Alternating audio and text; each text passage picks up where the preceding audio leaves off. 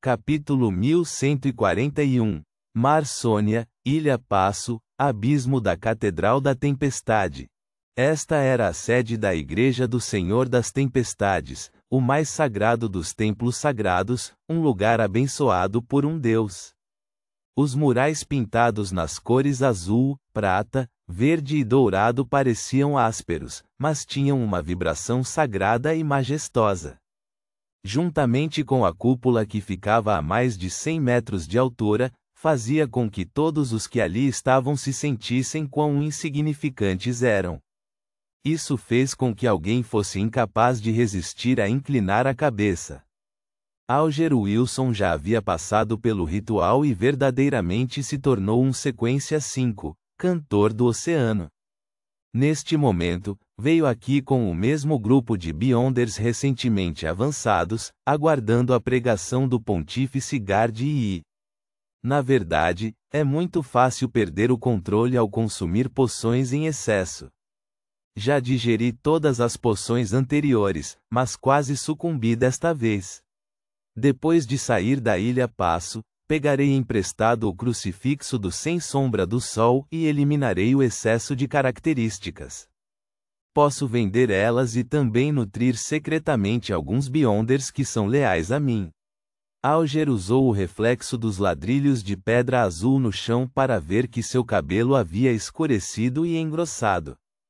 Neste momento, o som de um instrumento musical estrondoso explodiu nos corações de cada Beyonder, espalhando medo extremo. O pontífice Gard Yi saiu com um cetro na mão, subiu em um estrado e encarou a multidão. Ele disse com uma voz profunda e estrondosa: "Parabéns a todos. Vocês estão um passo mais perto do Senhor." Ele usava uma tiara papal com safiras, esmeraldas e outras pedras preciosas. Usava um manto azul escuro que era quase preto. No topo havia seda prateada e dourada bordada com símbolos de relâmpagos, tempestades e oceanos.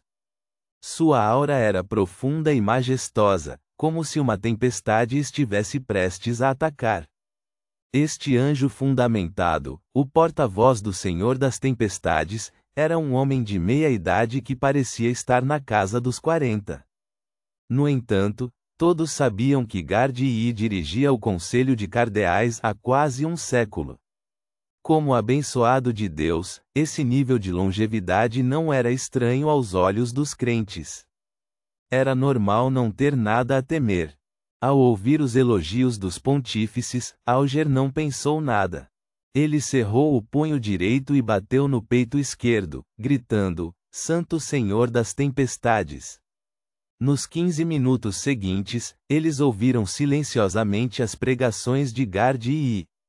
Após completar este processo, Alger recebeu sua missão de um diácono de alto escalão.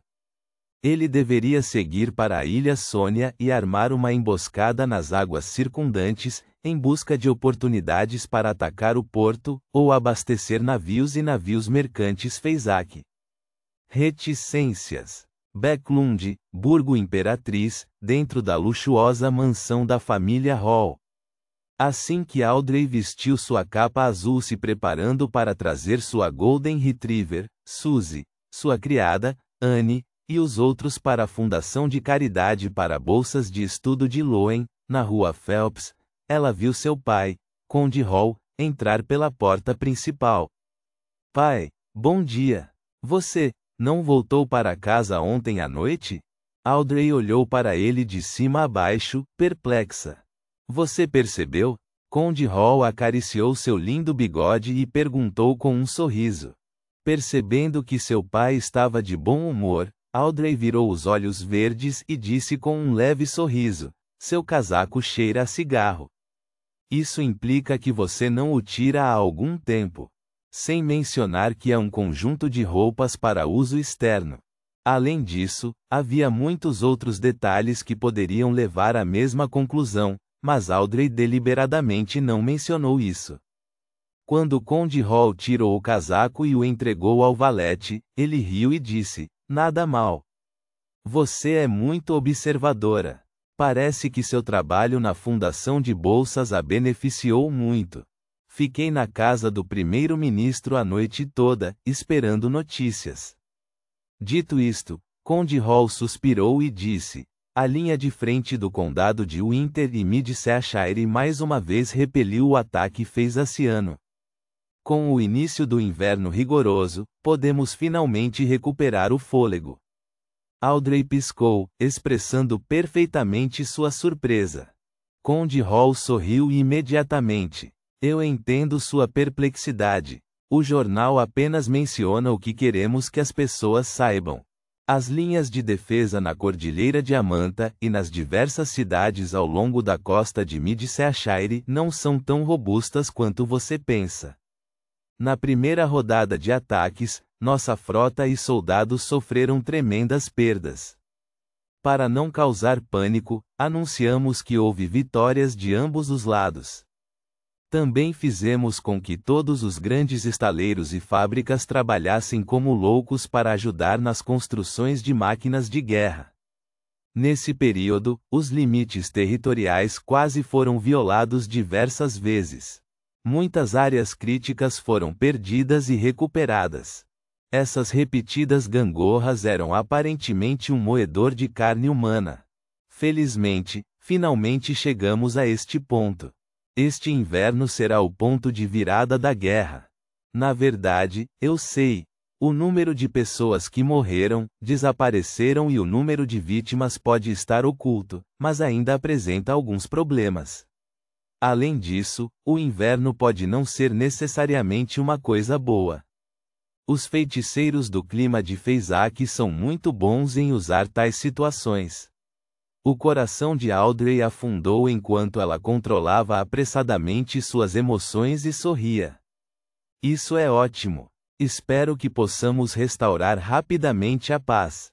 Conde Hall ficou surpreso ao dizer: Sua Majestade planeja fazer um discurso a todo o reino no sábado e dizer-lhes que venceremos. Quando chegar a hora, as cidades e aldeias estarão reunidas em suas respectivas praças. A tecnologia mais recente será usada para permitir que todos ouçam seu discurso. A mais recente tecnologia: reunir todo o reino em várias praças para ouvir o discurso do rei. Audrey de repente pensou no lembrete do Senhor Mundo e decidiu informá-lo sobre este assunto. Reticências. Organizar um grande número de pessoas para ouvir um discurso. Esse deve ser o ritual correspondente, certo? George III está prestes a realizar o ritual do Imperador das Trevas?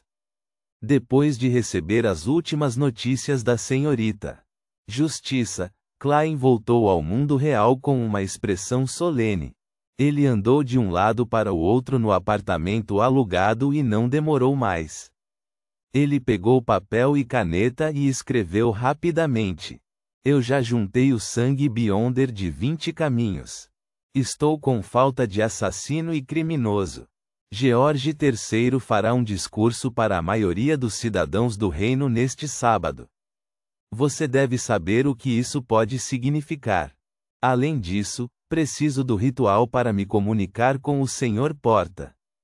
Depois de dobrar a carta e fazer com que Reinette Tyniker a enviasse, Klein exalou lentamente, pois não pôde deixar de pensar em todos os tipos de possibilidades. O sangue da demônia não deveria ser um problema. Trice parece muito determinada a frustrar o esquema de George III. Posso revelar algo à rainha misteriosa, que sou capaz de entrar no mausoléu secreto. Embora seu objetivo principal seja reviver o imperador e ela não esteja disposta a fazer de George III um inimigo, o imperador pode não ser capaz de retornar se George III conseguir. Estou esperando o chefe da Cidade de Prata voltar para fornecer o sangue do diabo. A equipe de caça que ele liderou já partiu há mais de 10 dias. Eles devem voltar em breve. Em teoria ainda dá tempo. Não tem problema. Se não, usarei as duas contingências. Primeiro, usarei a aura do Blätterer para substituir o sangue. Segundo, invocarei os diabos que encontrei no passado no vazio histórico e extrairei seu sangue. Reticências.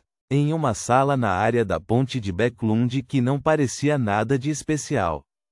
A lustrosa Trice de cabelos negros estendeu a mão e pegou uma carta do espelho. Ela abriu e suas sobrancelhas franziram gradualmente. Foi especialmente cativante. Está finalmente acontecendo.